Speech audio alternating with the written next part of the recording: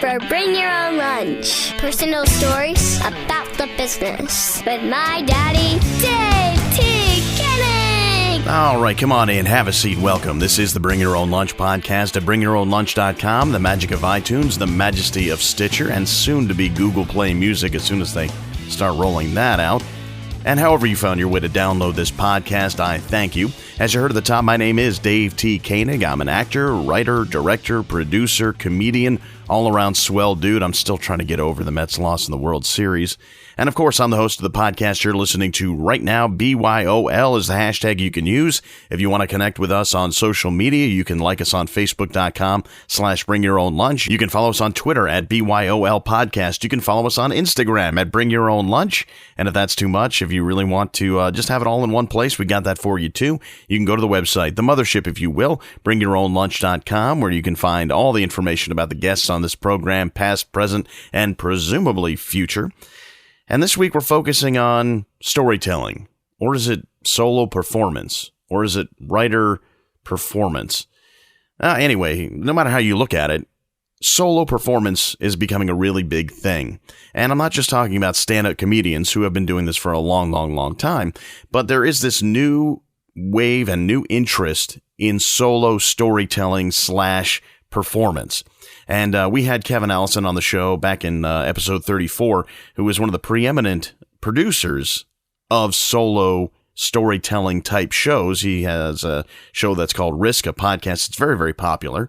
And it's indicative of all the interest in people getting up on a stage and, yes, telling funny stories, but not necessarily exclusively telling funny stories or jokes. Getting up there and sharing something about their life in a way that other people can understand and relate to and become fascinated with. My guest this week is David Lawson. He is one of the guys out there doing a lot of solo work. My tendency is to want to call him a storyteller, but honestly, that doesn't quite tell the story, oddly enough. He prefers writer-performer, but as you'll hear in my interview with him, he's not even sure if that fits either. So it's an ever-growing, ever-evolving segment of performance that's really interesting to me, and we haven't touched on it too much on this program, but since David's on the show, we get to talk a lot about it, and it does kind of encompass a lot of what I do, even though I don't specifically get up on a stage and tell stories as a habit. It does touch a lot of the things that go into what I do, whether I'm acting or doing stand-up or doing hosting stuff or any of that. It really is interesting to me. And the fact that this is something that he and other storytellers / solo performers bring themselves into. It's not necessarily that they're performing someone else's work. They're writing their own stuff and putting it out there. Is that sort of DIY attitude that it really appeals to me. So it's very cool. And David's a fascinating guy. He and I had met at the Ensemble Studio Theater. We both did a show there, and we kept in touch. Thank you, Facebook. And he reached out to me just to let me know that he's got a couple shows coming up. And I said, this is a great opportunity to talk to a guy who I think would be fascinating and somebody who I hope you will enjoy listening to as much as I enjoyed talking to him. The biggest thing he's got coming up soon, and again, another indicator of how much interest there is in this solo performance stuff, is SOLOCOM. It's New York City's only all-new solo comedy festival. That'll be at the Peoples Improv Theater a little bit later this month. This is November, in case you're listening to this sometime in July. Friday, November 20th, David will bring his new show, Flyer Guy, to SOLOCOM. And I think that's it's from what he'll tell just briefly in this interview. It's loaded with a lot of good stuff. So just wait for that. He'll tell us everything about it, as well as his other shows, the Astoria Bookshop Storytelling Show and Fast Track, a storytelling show and open mic. He'll tell us all about that stuff in the interview, which I am looking forward to bringing you in just a few moments. If you are a big-time regular listener of the show, you know I didn't have a show last week. A plethora of reasons. There were some technical problems that I had. There was just a lot of running around because Halloween, as far as my life and family goes, that's almost becoming on par with Christmas in terms of the activity going into it. I have a 7-year-old and I have a 3-year-old, and they are in prime time Halloween spirit this time of year. So between running around there and and just the nuttiness of my career and then having technical difficulties, I said, you know what, instead of pushing this out really, really late in the week, I would wait until this week and do a proper episode and give it the proper attention and love it deserves. So while I don't usually take many weeks off, every once in a while, it's not too bad to just put it on hold and assure you that I will be back. I promise. This week, another busy week for me. First of all, my wife's in Germany, so I am flying solo myself as a father, and every year that goes by, it gets just a little bit trickier because they get a little bit older. I mean, in some ways, it's I get a little more help. My daughter is awesome. The older, she's 7, and she's able to help a bit more. But it doesn't mean that life stops beyond that, because I had a couple of TV auditions, a couple of commercial auditions, a VO audition. So I'm running I'm running everywhere, picking up the kids, dropping off the kids, going to the audition, just a bunch of stuff. So if I sound a little tired, that's why. I also confirmed that I will be part of a live stage reading of the play Walter's Dead by Mario Corey. That'll be on Thursday, December 3rd at St. Thomas Aquinas Church, 4th Avenue and 9th Street in Brooklyn at 7:30 p.m. My old friend Jonathan Libman is directing once again. You heard me talk about this a few weeks ago, or more than a few weeks ago.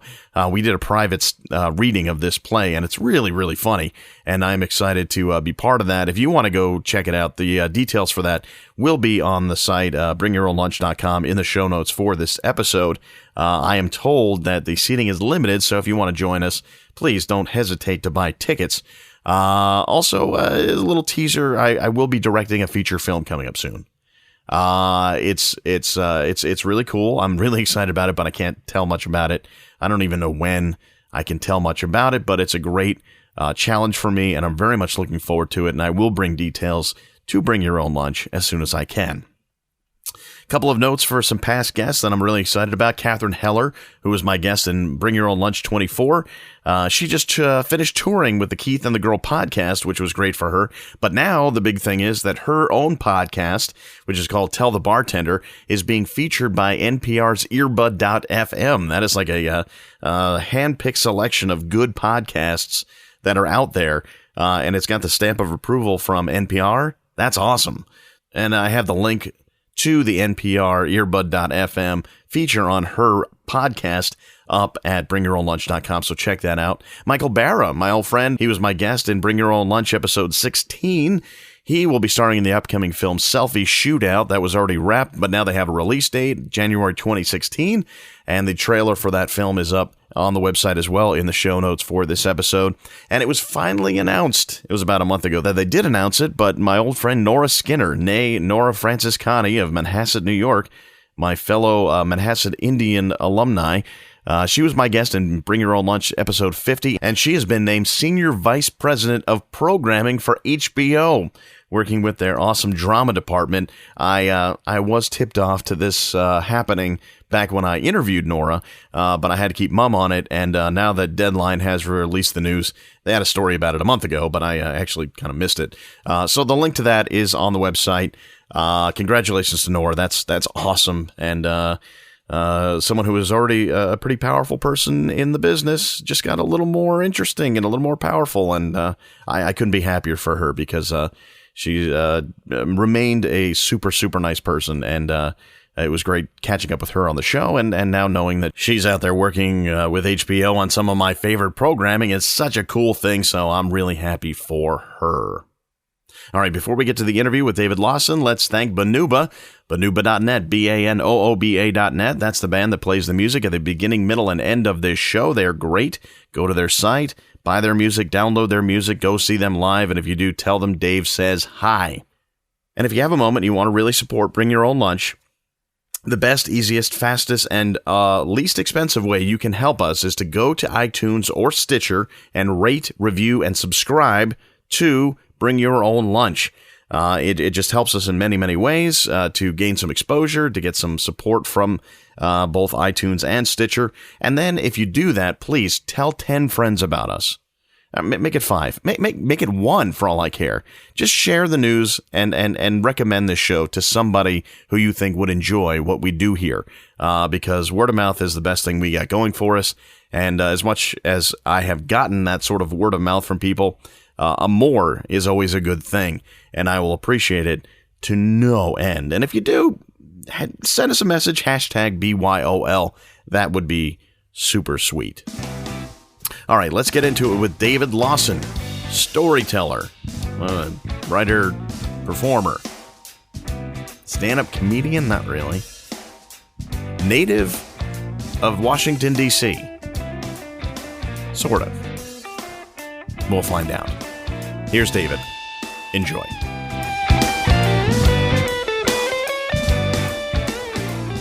I think I closed all those windows. That's okay. No, the windows are fine. You know, right.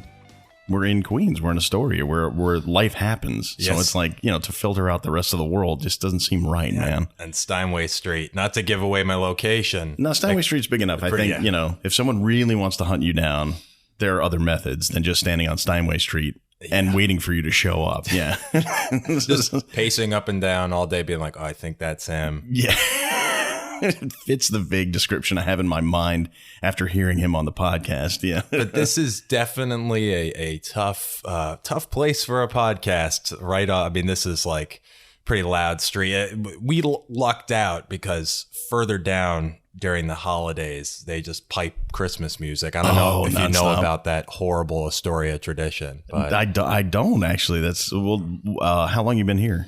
I've been in Astoria for 7 of the 8 years I've lived in New York, and I've been in this apartment for about 6 months. Oh, okay. So, but you know Astoria fairly well, and you're familiar with the annoying traditions. Absolutely. When do they start that? Because the growing trend is to start Christmas music like way early, and earlier every year. So when do they start that? Is it at least reasonable? I think the Steinway Street music, which I believe runs from 31st Avenue and down a few blocks.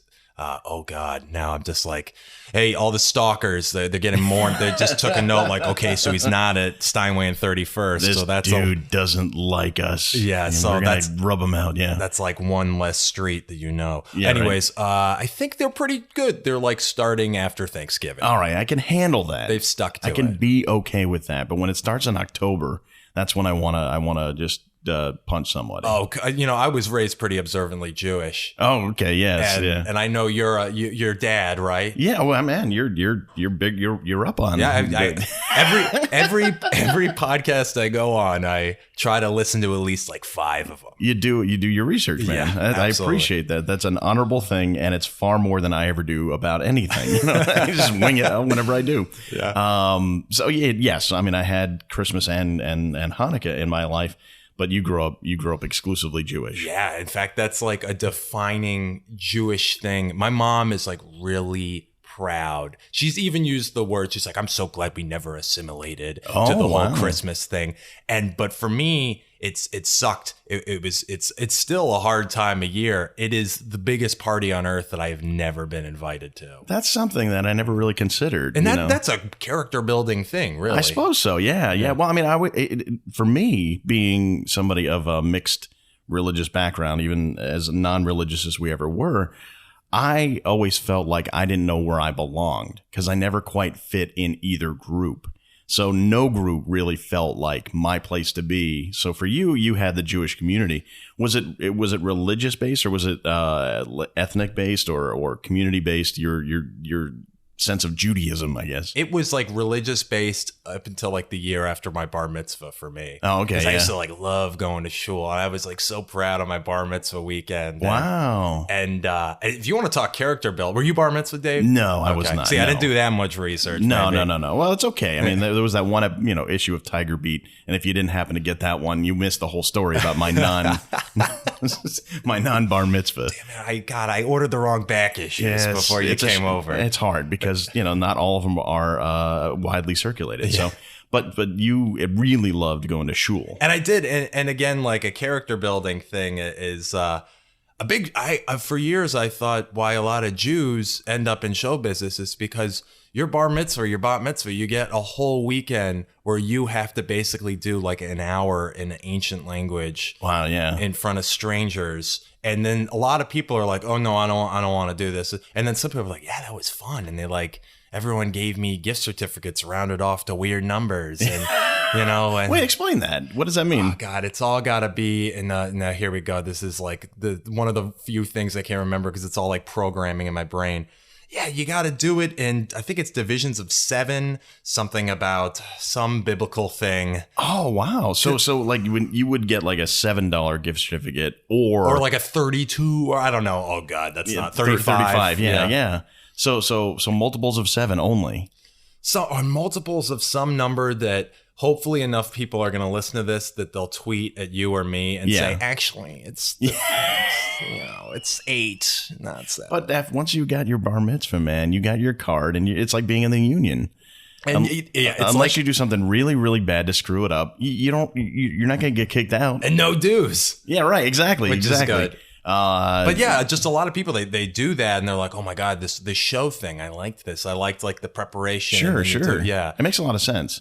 It's almost like with my wedding, we treated it like a show, and the production of it was very similar to producing a play. Mm-hmm. So it felt very natural to me and my wife, who had background too in theater. So I guess you can find parallels in show business in any area of your life if you really want to look at it that way. So you were sort of destined by God to continue the tradition, I suppose. Wow, yeah. That's like a heavyweight. But yeah, to get back to what you were saying, like it was religious, and now it's kind of more like all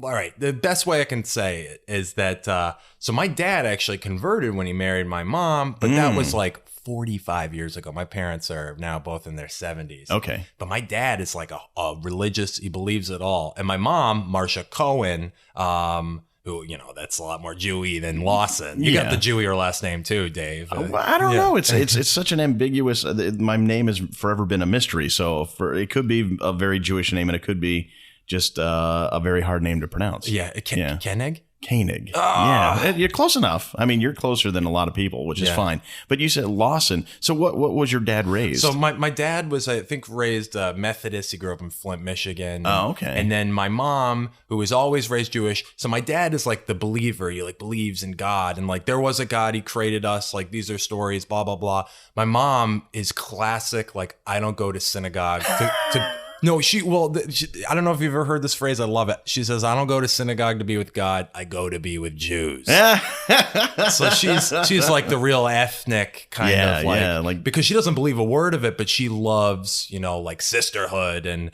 well-cured pastrami and Philip Roth. And yes, of course. I mean, and that's the kind of Judaism I knew from my childhood. It wasn't based on religion at all. It was all in the community and the ethnic and the I don't know, the cured meats of the Jewish community. That was my thing. And I grew up like 15 miles from DC, where there's like 2 Jewish delis that I used to go to, and they were far apart. I mean, Long Island, you like probably had. Oh, we had, there was one in every backyard. Yeah. It was just sort of the thing. Even though I was in I was not in the real stronghold of Judaism. So there was a lot of Catholics and Christians and Protestants and stuff like that. But we definitely had access to a lot of Jewish stuff. But if you really wanted to go to the good stuff, you went down to the South Shore, which was where everything was, where all the really, really good stuff was.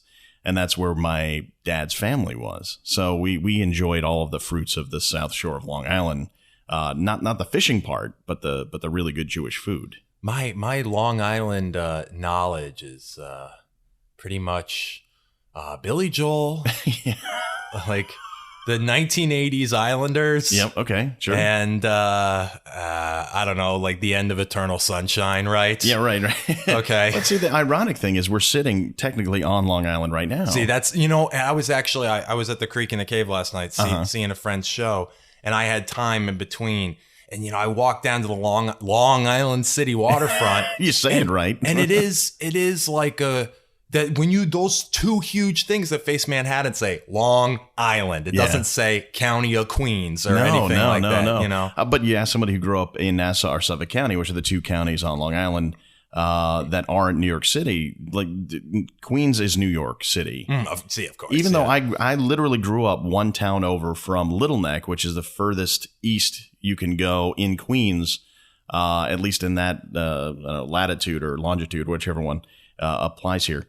without being in Nassau County. So I felt like the Queens was still like a world away, even though it was one town away, literally. Yeah. So Long Island has this weird attitude about itself where it's like we're not the city, but we aspire to be the city all the time. See, the thing is about like whenever people are like, well, technically Brooklyn. It did sound Queens, like me. Yeah. But I always, it's like this is one of those nerdy arguments that I'm like, but culturally it's not. In the same way that people are always like, oh, what did someone say? Oh, the last decade, the aughts didn't begin in 2000. They began in 2001. And I always would say to people, but culturally, we don't measure time that way. Right. Yeah, right. 1980 was not the last year of the 70s. That was the first year of the 80s. That's very true. Raging Bull did not come out in the 70s because it came out in 1980. You know, you're totally right. You're totally right. And you know what's interesting? You grew up in the Washington, D.C. area, so you must have had a lot of that because when you're in Washington, D.C., I'm sure you didn't grow up next to the Capitol building. No, you were in one of the suburbs, I'm guessing, right? I always try to say this, like 15 miles outside DC is like my goal. It's Annandale, Virginia, in Fairfax County. Which, it's not even technically in Washington, D.C., but you say you grew up in Washington, D.C. Oh, no, I always try to say 15 miles outside, actually. Because one thing, and really, I went to college in Boston, in Emerson College, and man, oh man, like New England people have the biggest definition of what growing up in Boston means. I know people from like Connecticut and New Hampshire, an hour outside of anything, even the city line of Boston. They'd be like, oh yeah, growing up in Boston. I'm like, dude, you grew up in like a town with like 1,000 people in New Hampshire. So I always try to say, DC burbs, 15 miles from the White House. You don't want to wrongly claim from coming from Washington, D.C., but how much of that an effect did Washington, D.C. have on you growing up? I mean, how much were you aware of it? You know, I would say pretty huge because I tried to everything I love as an adult and that I loved then was predicated on getting on the Orange Line and going into DC. Sports, rock shows, comedy, theater, all that was based on like, all right, like getting out of the burbs on the weekend and seeing a show or seeing a game or, just whatever. Hookah bars. Yeah. Because they didn't card. I now like hate hookah, but it's so funny to think like those were the options. It was that was like the one I was like, oh, maybe I should have mentioned that one. No, but the hookah, I mean, nowadays, you can't go 10 feet without tripping over a hookah bar. So, but the thing about DC, I always like to say is the two things I say to a lot of people is it's if you are a weird guy and you have like weird, like DC is like so serious. Yeah. And the whole, like they got this new phrase in the last 10 years, the whole DMV or DC, Maryland, Virginia. I know, right? Because it's interesting. I know, but people use that. I think it like started in like hip hop vernacular and it's become all right. Like Wale, whenever he'll name drop like the DMV. The DMV. And he's not just getting his license renewed. Exactly. Yeah. That's the joke that's why it's like hard to use that because people are like, did your dad work at the DMV growing up? I'm like, but so DC is so this cloud of seriousness that if you're a weird or a funny person, I think makes you even weirder and funnier. That makes sense. In response to all that. And a lot of funny people like the Louis Blacks, Dave Chappelle's, Rob Hubel's, Wanda Sykes, like they all grew up like within the same 30-mile DMV radius that I did. And I always kind of think like, that kind of, and the other thing too is it's like the best and the worst of the North and the South. Interesting. Like, have you been down there at all? I've been to Washington D.C. a couple of times. Once on a school trip and once with my family, and not since then.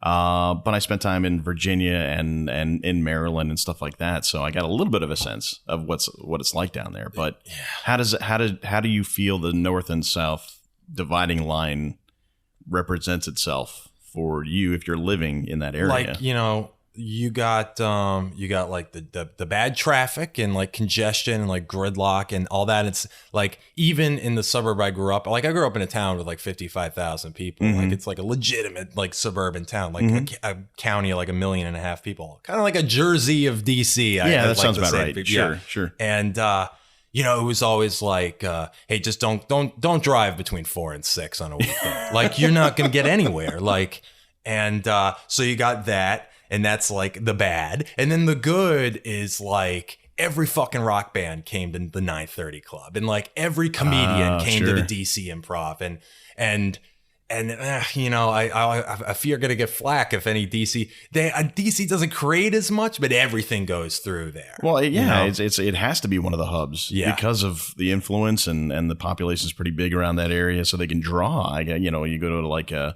White Bear Lake, Minnesota, you're not going to get the hot acts that have come through there. Like when I would be on message boards as a kid, all these people would be complaining like, why aren't you coming to Denver? That was like almost never a problem with DC. And then like the bad or the Southern stuff is like, I did have like growing up like Jewish, like all my best, I almost had a very tri-state, like my best friends growing up were like the Greek kid, the Italian kid, the Irish kid, and then me and another Jew, you know, that was like my best. Were the UN. Yeah, I guess so. Like the white UN. Right. But, you know, but you do get like some like Southern touches that are good down there in a way. Like it is a little more, you do get some like relaxed shit, and like Great Falls National Park, which is just crazy, beautiful thing that's ridiculously close to DC, waterfalls and all that stuff. Nice. But then like, my high school would like never have a gay straight alliance. That's the bad Southern thing. And you know, I remember when I got into Emerson and I bought the shirt with the purple lettering. Was that enough to draw? And literally, I remember someone being like, "Oh, like you're going up north to like a gay school."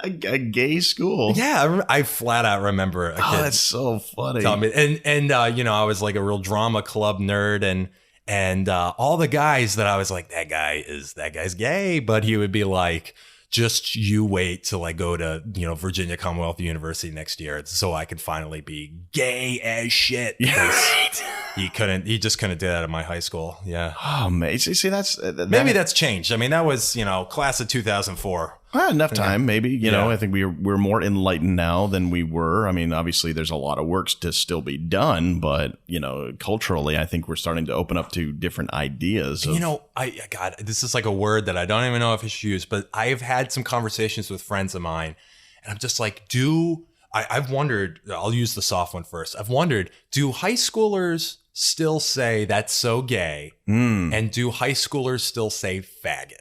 I don't know. That's a great question. Yeah, I wonder this. And what kind of reaction do they get flack for it? And I'm sure there are parts of the country where everybody still says that kind of stuff. I guess, but it's just like, you know, and I won't, you know, whatever, you know, keep those tweets coming, but I'm not going to say the other one. It's like, you know, the N-word, look at me, I don't even want to fucking say that word right now. Right, exactly. But I wonder if like faggot is caught up to that, like, whoa, hey. It's on its way, I think. I mean, because I think it's going to go one of two ways. Either it's going to have its definition completely changed, like with South Park did to it in one episode, or people are going to treat it like the N-word and say, you know what, we've come too far. Let's not take 10 steps back. Then we'll have to classify, because it's like the F word, but it'll have to be like the FU word, right, and the FA word. Pretty soon there will be no alphabet left. Yeah, we won't be able to say any single letters from any part of the alphabet without offending or showing that we don't understand. If we could come up with something like we have with cunt, though, because I think it's so funny when someone goes, oh yeah, she's a little bit of a see you next Tuesday. Like that's so brilliant to me.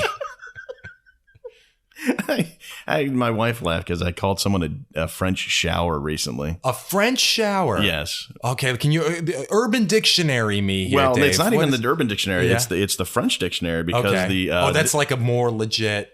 Well, if you want to say shower in French, I'm going to do while you're drinking coffee, just in case. Do it. Yeah. The French word for shower is douche. But it's a way for me to call someone a douche in front of my kids. So I said, yeah, that guy has a real French shower. And my wife thought that was really funny. So we're going to keep that one. Yeah. That's like, it's such a weird pull, but I used to watch a lot of, I did not have a great time in college. And I had. So wait, you went to Emerson. Yeah. Did you go for broadcasting or theater or? I went for theater. Theater, yeah. okay. And Yeah, the easiest way I can sum up, it was, Boston's okay. I don't like it as much as I love New York. By the way. I'm one of those. Like, as I was talking about my hometown, but that's where I came from, and Boston's where I went to college. But New York is HOME. It's fucking home. I love it here. Woo! Yeah, hell yes. Take notes, Astoria. Yeah, do not come stalk him and beat him up. He loves this place. Yeah. But let's see, Emerson in particular. It was just I went to college with all these kids who could give you 5,000 words on something that sucks. And like they, not 50 words on like something like what I saw last night blew me away. Like it wasn't a very, and I spent rough social scene in a lot of ways. Like I couldn't really get a foothold in. I used to watch a ton of directors' commentaries. Wow. Very sad way to get my social outlet. This is all a long way of bringing it back to, I remember I watched the one for Once Upon a Time in Mexico, because I think Robert Rodriguez, I love listening to that guy talk. Mm-hmm. And he said that Johnny Depp thought his character cursed too much. And he had one that was so clever. He changed something like, that's really got to fuck you up, doesn't it? He said, that's really got to tug on the short and curlies. Which is dirtier. You did. I mean, it's definitely more specific and descriptive. But it's like that's fine for TV, I think. It is. Yeah, I bet you it is, because it's a euphemism and you'd have to kind of think it through. And if you didn't really know, you wouldn't be able to figure it out. But that evokes in my mind such a wild image of just someone taking pube. Like pube. See, that's why I have trouble with a lot of things that people say just to sound gross, because my mind will go to a very specific picture of what they're describing. So whenever my friends would say something disgusting, I would immediately see a picture of it in my head, and it's like I can't enjoy this humor. I'm sorry. Yeah, I get this is making me insane. So like what you said about picking one after the other, that to me is exactly what happens in my head. And you don't like that? Oh, I mean, now I'm much better about it. But when I was a kid, it would drive me nuts, because I would literally see what they were saying in Technicolor right there in my head, and it was like I can't. You drive a person insane, if you see images that people are suggesting in your head. And so now in our post Family Guy world, you just fucking show them. I don't care. Yeah, I don't care. Yeah, you're right. Exactly. You just like, hey, like this is instead of you imagining it, let's just show you it. Yeah, I think I've been desensitized, and having kids definitely desensitizes you to a lot of things that you. How many kids do you have, Dave? I have two. Yeah. I have How two. old? 7 and 3. Yeah. And they are teaching me a whole new way of looking at the world. So yeah, I bet. Yeah. When you went to Emerson, you obviously had an idea of going into theater. When did you start getting interested in theater? Back in high school, you said you did some, but yeah, I had this the earliest I can think of, like really like. I had this brilliant 6th grade teacher, and I'm going to say his full name, even though a lot of times when on stage you just say I always just do the first, some weird ethics as if it's going to get out or something. His name was Brett Heflin, 6th grade teacher, and I was so horribly misbehaved, like diagnosed ADD, like the Ritalin, the Concerta, the Adderall, like they put me on all of those, and this guy really cracked the code. He basically said, if you are well behaved, you can do a 5-minute ESPN type sports show for the class every morning. Oh, cool. And that made me be well behaved all day. And really, that's kind of like the first germ, because it was me in front of like 30 people every day. Yeah. Direct address, like, reading scores, but like writing jokes and doing little routines. And I remember at the time, AC Green was about to break the record for like most consecutive games played in the NBA. Right. And I just wrote jokes about this ridiculously. Now no one knows that. Right. I made it be this big thing. And that was in 6th grade. And that was like the germ. And what was the teacher's name again? Brett Heflin. Good for him. An amazing thing, too, is I never heard what happened to him, and then the power of Facebook. 2 or 3 years ago, I got a friend request from him. Oh, wow. Like I came home drunk one night. I think I saw that, and I might have been a little teary. I was like, I can't believe it. And you started singing out loud. Did you ever knew you were my hero? Yeah, and right. Yeah, you started to And dance. he was on. He like bought my. I have a one-man show that's published, VCR Love, about porn, and he bought it and he read it and he's like, "This is amazing. This is great, David. This is so beautiful to see you.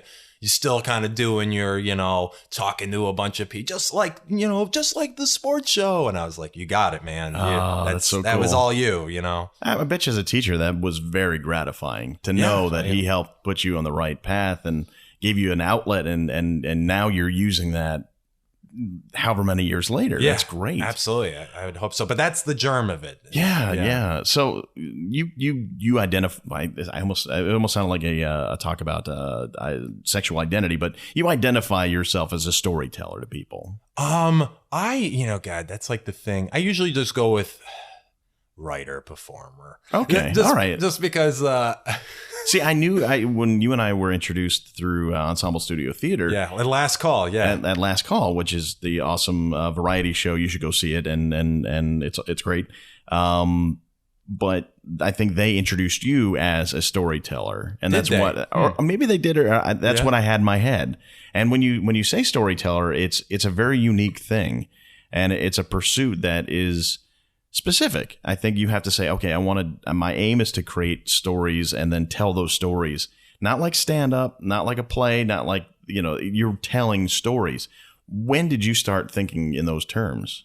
Well, first of all, like the weird thing about the storytelling label is I just, man, I don't know why. This is a weird writer-performer seems like more, I guess it is less specific, but that is what I do. I write and I perform. And really I came to it from one-person shows. Okay. I guess to kind of answer your question, I wish like I could just say solo guy. But that sounds even more presumptuous than storyteller. Solo guy sounds good, man. You can brand that, for crying out loud. But I guess kind of where I got started, like so as much as I just kind of shat on Emerson, I wouldn't have gotten exposed coming from I just didn't have the upbringing that I didn't know about. I didn't know who like Stanislavski or Endgame by Samuel Beckett, like all this stuff. We read all this stuff in these classes, and my freshman year, one of my first classes, we read Fires in the Mirror by Anna Devere Smith. It's a light reading. Yeah, right. Exactly. Which is about the Crown Heights riots. And I don't do stuff like that. I've tried to do shows like that, but it's just not my thing.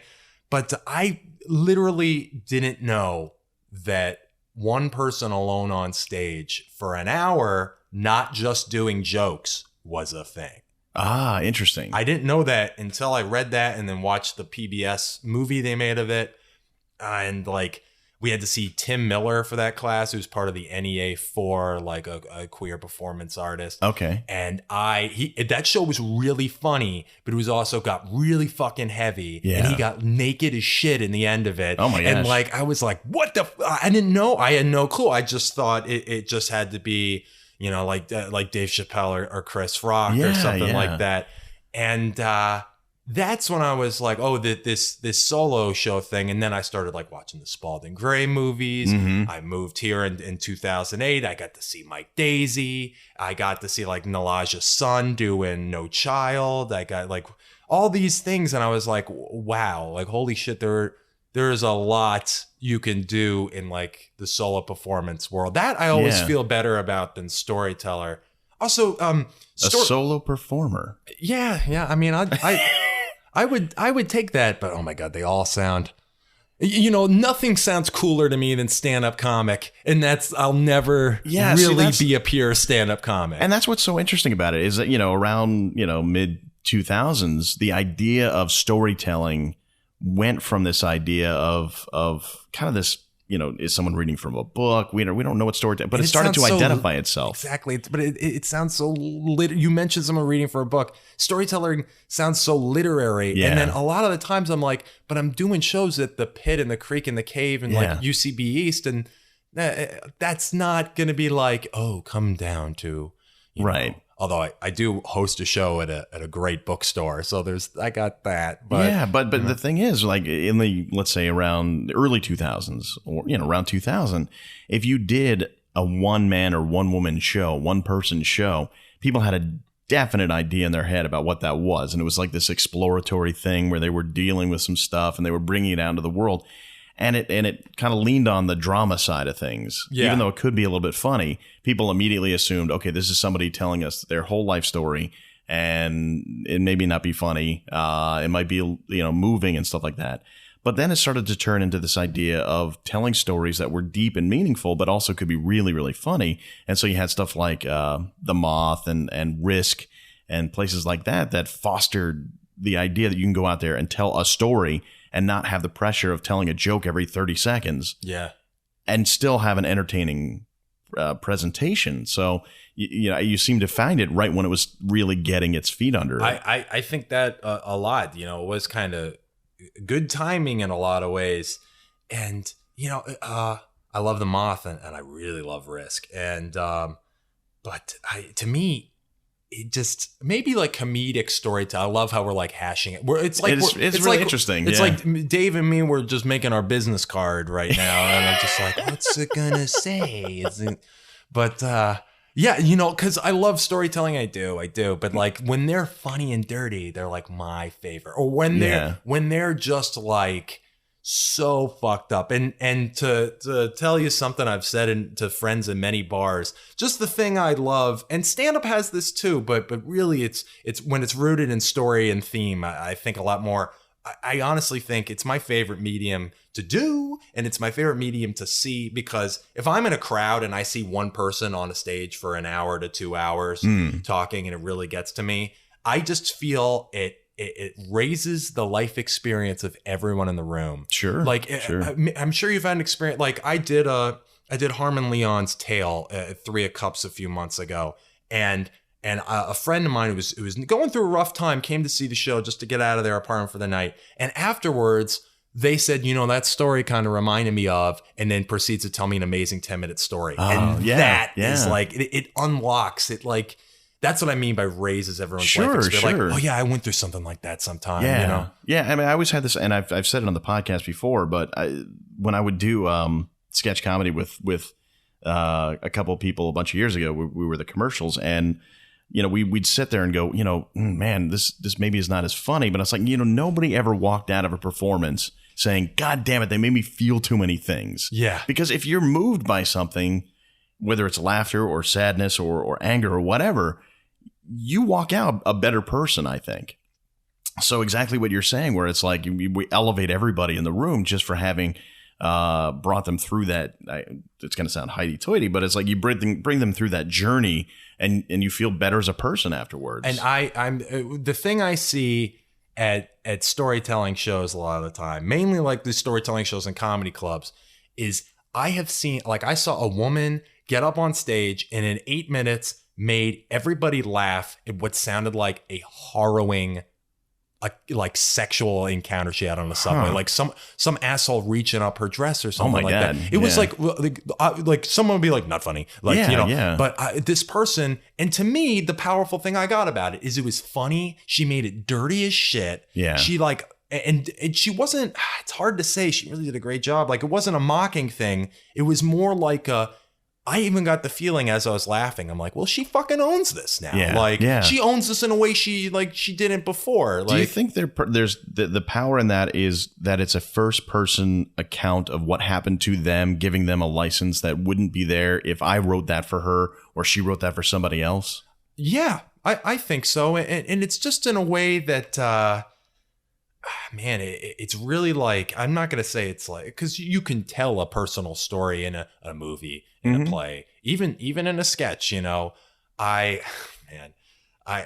just thinking, one of my good friends, Melissa Gordon, has this character that's kind of like shitting on like Northern California trust fund kids who now live in New York City.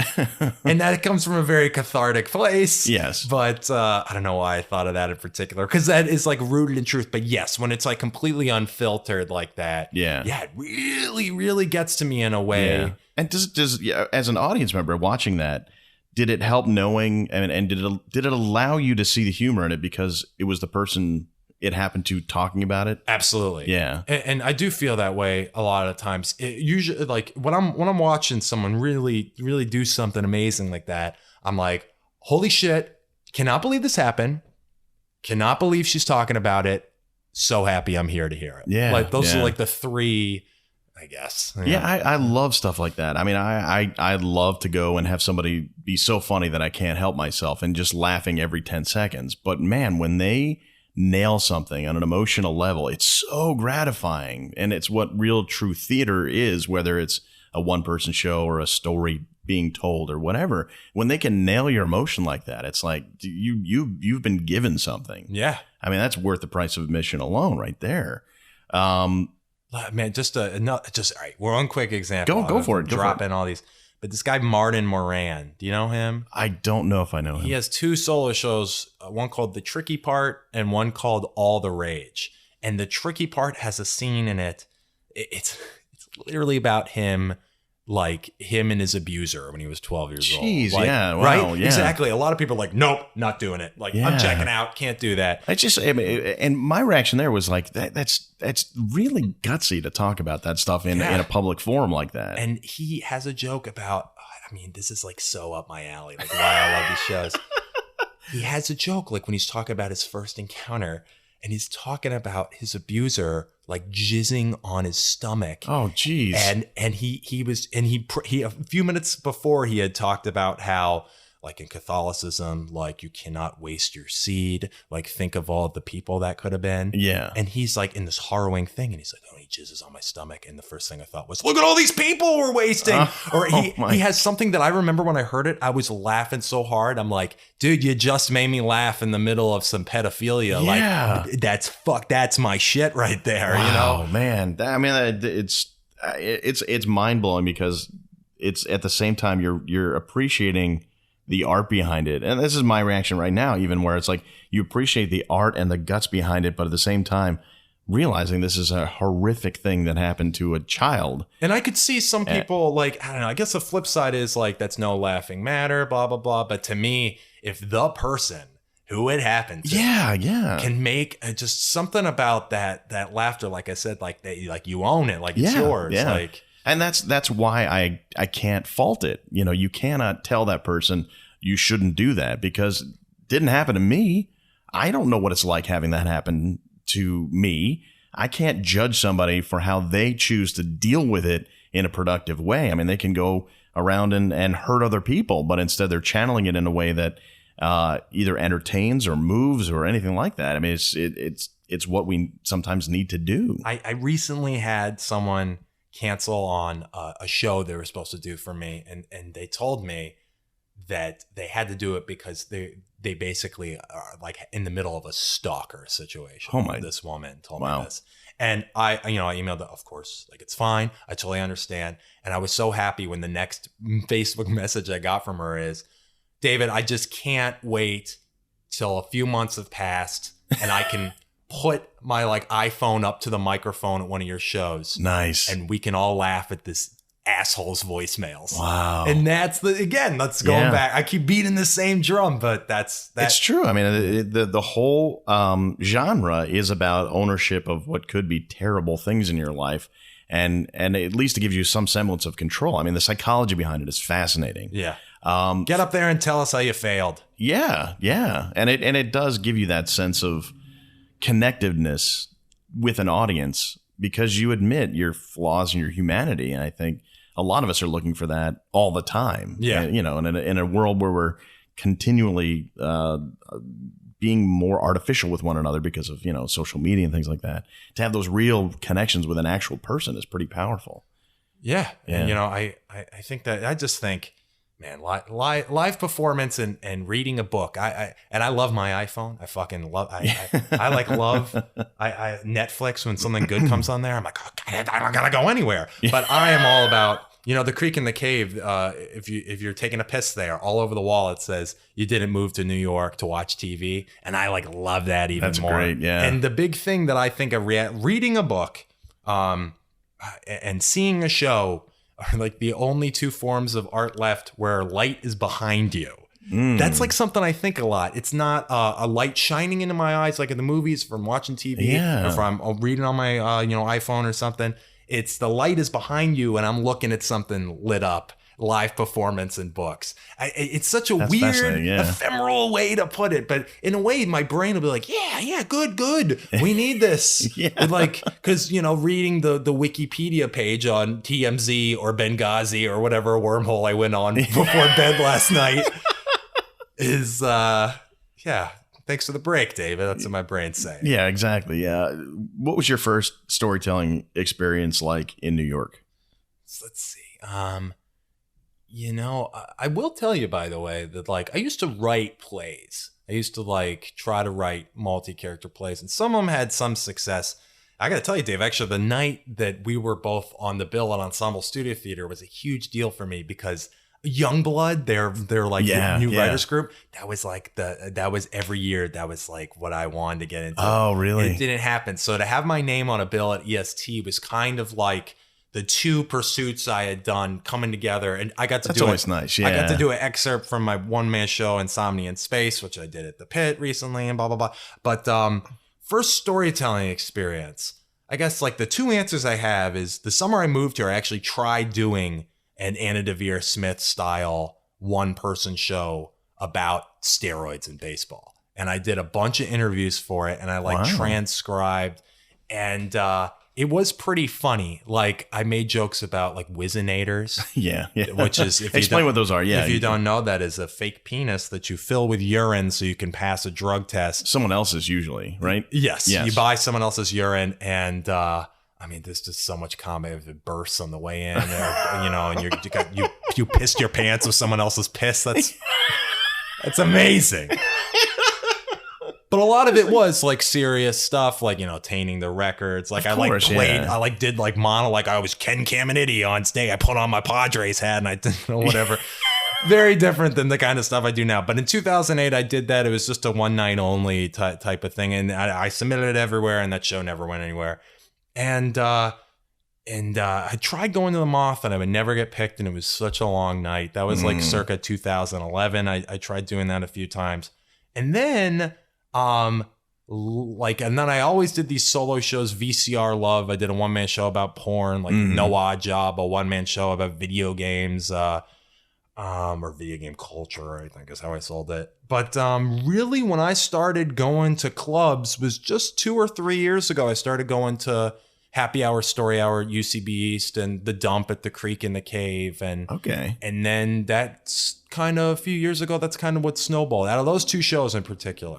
What do you think was the turning point for you? Because you said you started with what sounded like somebody else's take on the steroid culture. You adapted somebody else's and I had method. I had a lot of story. I had me talking as stuff. Yeah. Talking about the day, I don't know. Talking about the day Rafael Palmeiro got busted, because I loved him. That's my favorite, probably. Yeah. I loved him so much as a kid, that guy. And he was always this tragic hero to me, because he still has the record for most games played without playing in the World Series. It's his record.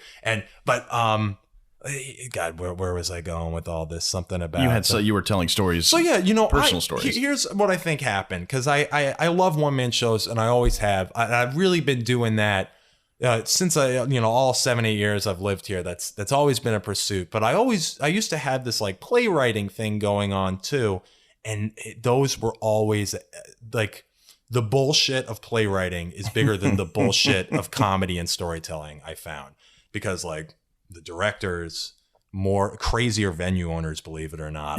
I think the theaters are worse than the comedy theaters, and and the directors, the actors, the space, it became so much, and I just was I'm just not as good at writing these multi-character things as I am. I had summer of 2013 was a big turning point for me. Mm-hmm. I got way oversaturated because I got 2 plays booked, went up somewhere, and 2 solo shows And it sounds like a great summer, right? It's a lot of work. Two played like a play. I had a play at the Secret Theater, and I had a play at oh god, what the fuck is the name of that? This company, Lust and Liberty, did a play of mine called Public Service. Okay, and then I had a solo show at the now departed Brooklyn Launchpad, which is a fucking tattoo parlor. Ugh, disgusting. I loved that space. And no odd job at the Brick Theater in Williamsburg, which I love. They've been very good to me. And then that summer ended. I remember the night after the last of those of the 4 shows. And then we're talking like, if you put all the performances together, there weren't even 20 performances of all 4. Yeah, still. But at the end, I remember the night that final one ended. And I'm like, it's time to do more of this one guy on stage stuff exclusively. This playwriting thing. And I never really see like eye to eye with playwrights as much as I do comics and actors anyway. Right. Like, God bless them. But I think that was a real a switch moment for me when I was like, and it's been great. I mean, the last 2, 3, I guess that's 2 years, 2.5, something like that. But that was I think I answered that question. Yeah, no, where you started to focus more on you and presenting your thoughts yourself on a stage. It was like both a big switch, and to me it was amazing at how seamless the storytelling world and the one-man show world were just as seamless. Like a big click for me actually was just earlier this year meeting Peter Michael Marino and realizing, I was like, the Peoples Improv Theater has a solo performance guy. Yeah. A comedy club has a one-person show guy. To me, that's like one of the biggest like blurring line things. Yeah, it's definitely, it probably will continue to get blurrier and blurrier and blurrier. And then what people will want will change dramatically. So, you say you want to go watch stand-up, and some people just don't want to go to a 2-drink minimum place and watch guys tell, jokes. They want to have the experience that you present to people. Yeah. And if you can somehow interweave them, then you're going to have a way to appeal to multiple audiences. It sounds like, that's what the Pit's doing. So, and it seemed, there've been a number of things like Adam Wade, God bless that guy. And his album was like number 3 on iTunes in comedy. And I actually put it up on my Facebook, not saying this. I think I did say it. I'm like, look at the company he's keeping. It's like Mitch Hedberg's first album, some Carlin albums, like a Louis C.K. album, like Cameron Esposito, like all these people. Yeah. And then him, comedy storytelling, Adam Wade. Like I was like, holy shit, I've been on a bill with this guy. All right. And like Birbiglia obviously is kind of leading that charge, because that guy is playing huge houses and comedy clubs doing. And when you sit down, it's a theme. It's like, this is going to be about sleepwalking. This is going to be about having a girlfriend who has another boyfriend. This is I think the new one is like, thank God for jokes. Okay. It's going to be about, humor getting you through shit or whatever. Right. One of the hardest things for me has always been when you want to apply those kind of shows. I think way back when I was trying to figure out if I belonged in stand-up, trying to do long form stories doesn't play at open mics in any way, shape, or form. And that was one of the harder things to overcome. And I think it stopped me from thinking, okay, stand-up is something I can do, because I wanted to tell stories. Like the people I admired the most were the ones who told stories, not just told jokes, guys like, and guys like today, like Ron White, I think he tells amazing stories. They just happen to have a lot of jokes in them. And pretty much like all my, I used to watch Kill 'Em Softly by Dave Chappelle all the time. Yeah. And another great example. Some of my favorite things about that are the stories are like being high and asking the cop, hey, where's 3rd Street? Hey, easy. You're on 3rd Street. I'm going to race him. Like the white dude, like getting pulled over by the cops, just being like, hey, take it easy. It's a nice car or whatever. That's something a bit in there. Yeah. And even I love CK, and my favorite 5 minutes of his stand-up is about getting high with some kids after a show. Mm-hmm. And it's a story. Yeah. I mean, it's a story peppered with jokes, but but there is that thread that goes through, and it's not just boom, boom, boom, boom, boom, boom, boom. As much as I like the boom, boom, boom, boom, boom. Me too. And don't get me wrong. Like, and the other thing is I think the punchline comedy is never going to go anywhere. Like I just was listening to a podcast with Dave Attell, and he's like, oh, it's a more coffee house thing. It's a more storytelling thing. And I'm like, I get where you're coming from, because you've never been that. And like, you are a little like, oh, I don't know about all this, Yeah. Yeah. But I don't think that's ever going to go anywhere. I don't think so. No. I think just the audience is going to want maybe a variety, and they will put them on a little more even level in terms of interest. So it won't just be like you'll have only punchline comics dominating. You can have like with what happened on iTunes, you'll have storytellers alongside punchline comics. Yeah. Have you seen This Is Not Happening, the Comedy Central show?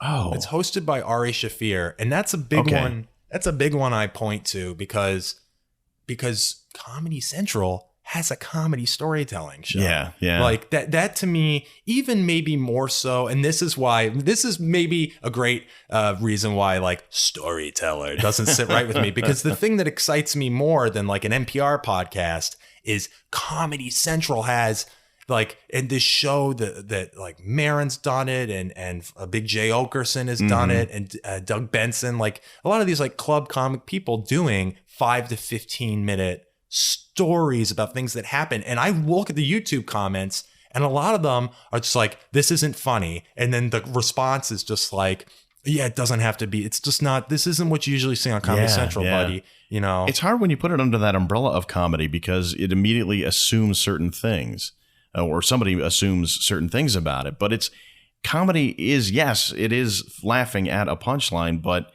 it doesn't have to be constant. You can take somebody through ups and downs. And if it's done right, the laugh becomes that much more earned and deserved and gratifying, I think. Yeah. So, I mean, I think there's room for all of it. And but, that show in particular, I hope that keeps going and gets back. I've just watched it on like YouTube, later on, but I think it's like at 12:30 on a Tuesday night. Yeah, but it's still time. It's on Comedy Central. Yeah. No, now that I know, I mean, I don't think it's been marketed very well, because I had no idea it was a storytelling. And you're not show. alone. Hell, even at some storytelling shows, I'll like excitedly tell people about this, and a good amount of people know, but some people are like, oh, I didn't know about that. No, that's cool. I think the second season is going to come out this fall, and hopefully they get like the same rollout that like Broad City and Inside Amy Schumer get, where it's like you can't ride the subway without seeing it. Right. I think what also happens with this subset of comedy, if you want to call it that, it's allowed people who are funny, who weren't stand-ups, to come in and stand in front of a mic, who wouldn't ordinarily be considered people you'd want to see stand in front of a mic, like people who are comedic actors or improvisers and things like that. So you see a lot more changeover. Before, you would never see an improviser do stand-up, and you never see someone stand-up do improv. Like, I mean, Chris Gethard seems to be like leading the charge on Sketch Gone. I saw Career Suicide, his solo show. It was pretty good, and you have bigger names who are willing to cross over to a point where it's all the lines are being redefined. All those lines are blurred. Really, that is like my most hackneyed phrase that I use all the time. Oh, it's the blurring line. and in a lot of ways, like the Pit has because the Pit had a play by a young blood playwright called Women. I can't remember, Shakia Attack or something like that. Oh, butchered her name.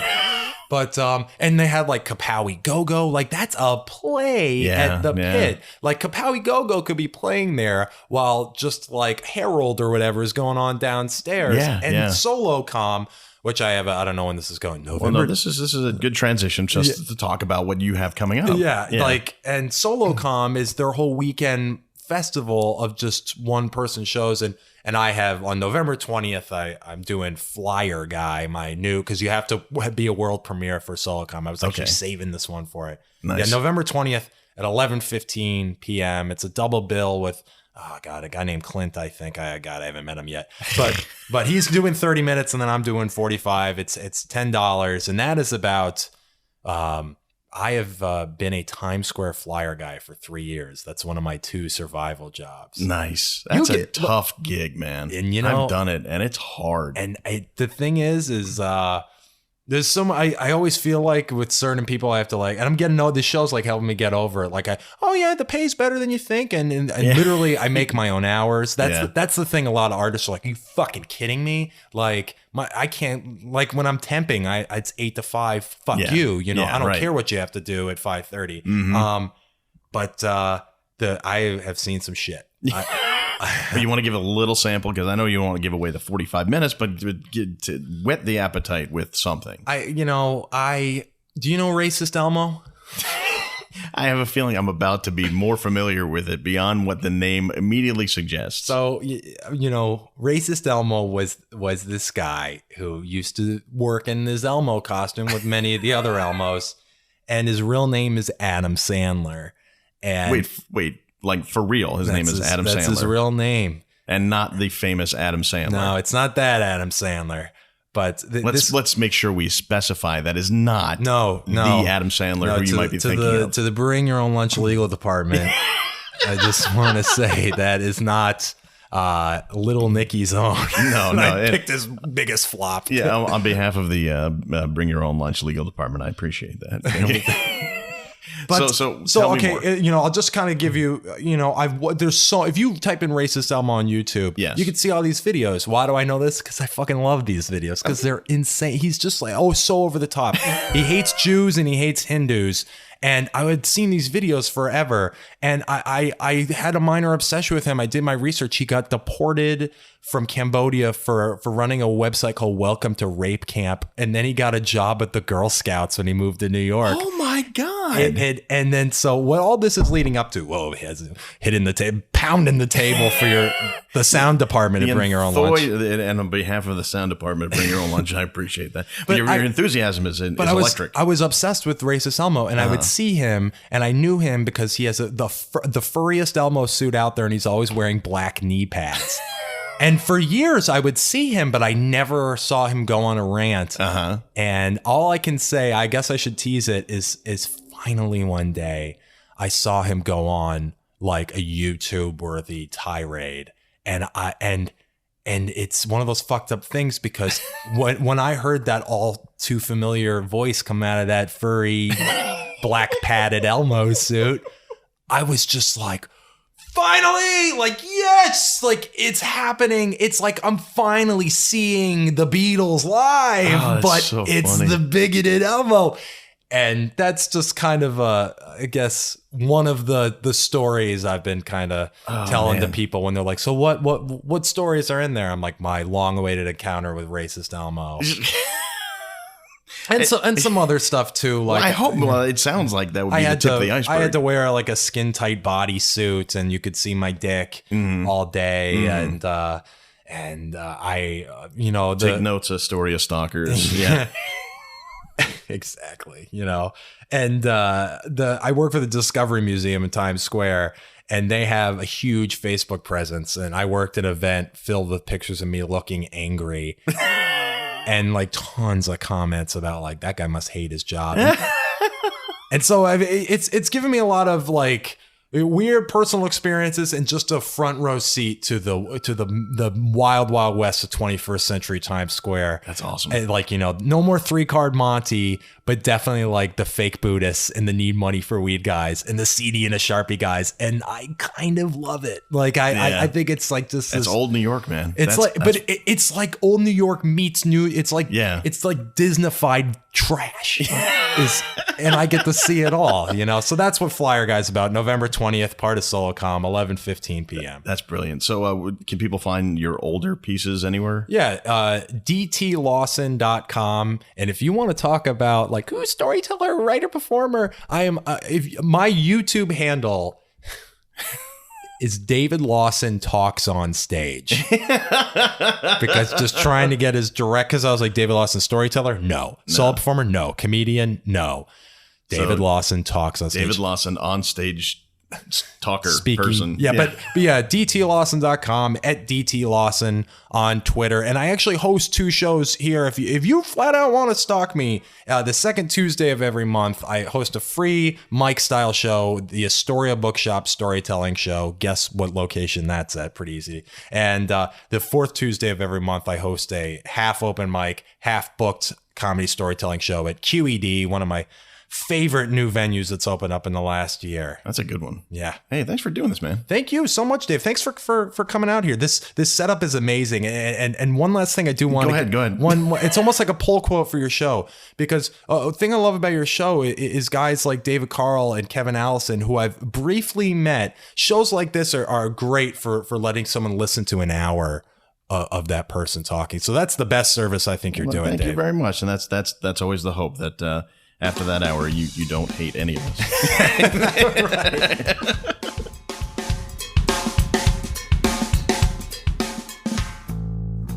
That is David Lawson. Great conversation with him. Really cool guy. Glad I had a chance to sit down and chat with him and sort of get into the nitty-gritty of what he does and how it compares and contrasts with what I do and what I'm familiar with.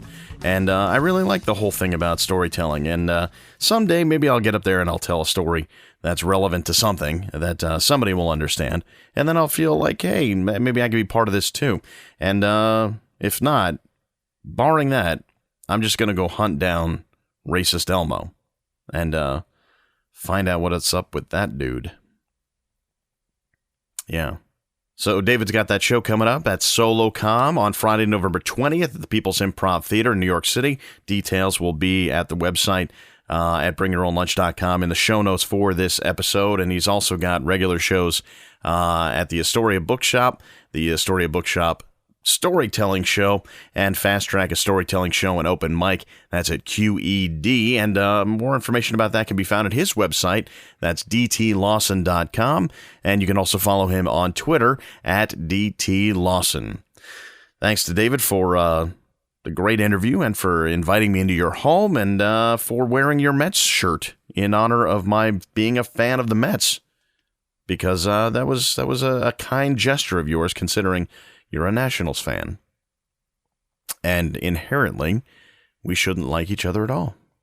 But there you go. We can all get along. I don't know. All right, that about does it for another edition of Bring Your Own Lunch. Glad you can join us. Thank you. Also, thank you, Banuba. That's the band you're listening to right now. The ones playing that music you're hearing. They are awesome. Go to their website, download their music, buy their music, go see them live, tell them Dave says hi. And don't forget to go to our website, bringyourownlunch.com, where you have all the information about the guests on this program, past, present, and presumably future. And, in the show notes for this episode, I'll also throw in the video I did as my follow-up to the Where's the Cupcake video. And the number of views on that one isn't quite what Where's the Cupcake has. And I'm hoping to just bump it up a little bit, so go check that out. That's all I'll say. It's my follow-up to Where's the Cupcake. Go look at that. And that would be great. That's at bringyourownlunch.com. Like us on Facebook.com/bringyourownlunch. You can follow us on Twitter at BYOL Podcast. Follow us on Instagram at bringyourownlunch. And please, please, please, if you have a moment, go to iTunes or Stitcher, eventually Google Play Music, I guess will have something similar, and rate, review, and subscribe to Bring Your Own Lunch. And then tell a friend about what we're doing, and then tell 2 more friends and 10 more friends and until you run out of friends, which I hope never happens for you, because you seem like a nice person and likable enough so that I don't see you ever running out of friends. I don't even know why I mentioned it. Now it's getting awkward.